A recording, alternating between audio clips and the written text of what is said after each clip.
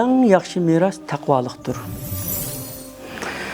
İnsanlarning farzandlarga qoldiradigan miraslar ishida eng ishonchli, eng barakatli va eng yaxshisi taqvolikdir.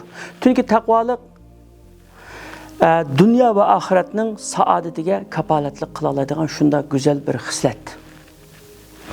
Abbasiylar xalifasi Mansur taxtga chiqqan kuni hamma odam uni tabriklagili keldi. Shu orliqda Abdurrahman ibn Qasim degan ulamo shuni tabriklagili keldi. Kelganiki Mansur uningga deydi. Sheyx menga bir nasihat qilgin deydi. Burunqi xalifalar, podshohlar endi olimlarni chaqirtib, olimlarning nasihatini, maslahatini oladi ekan. Bana nasihat qilgin degandan men anglag'anlarim bilan nasihat qilaymi yo ko'rganlarim bilan men nasihat qilaymi degandan balki ko'rganlaring bilan nasihat qilgin deydi. Shuning bilan ey mu'minlarning amiri, men Umar ibn Abdulazizni ko'rdim.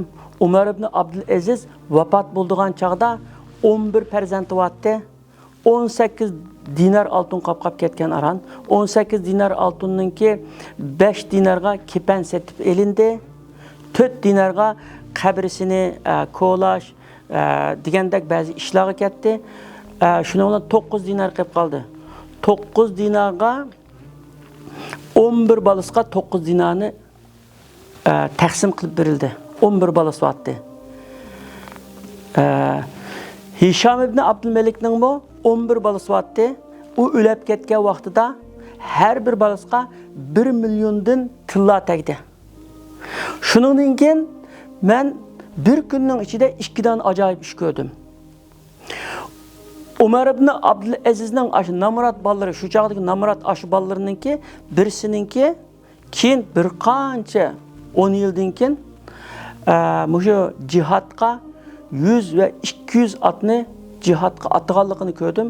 Aşı kunning o'zida Hisham ibn Abdulmalikninki öz vaqtidagi shu boy ballarining birisining bozorda tilavatganligini ko'rdim dedi. Umar ibn Abdulaziz haqiqatan taqvodor, yaxshi xalifa ekan. U kishi vafot bo'lgan chaqda yendikili so'raydi ekan. Ey mu'minlarning amiri, sizlar bu farzandlarga binasi qoldirdingmi degandiki, farzandlarga taqvolikni qoldirdim. Chunki men mol dunyo qoldirsam, agar bu farzandlarim mening deganimdek bo'lmay, solih farzandlar bo'lmay chiqsa, uni harom ishlarga ishlatsa, menga gunohi bo'ldi.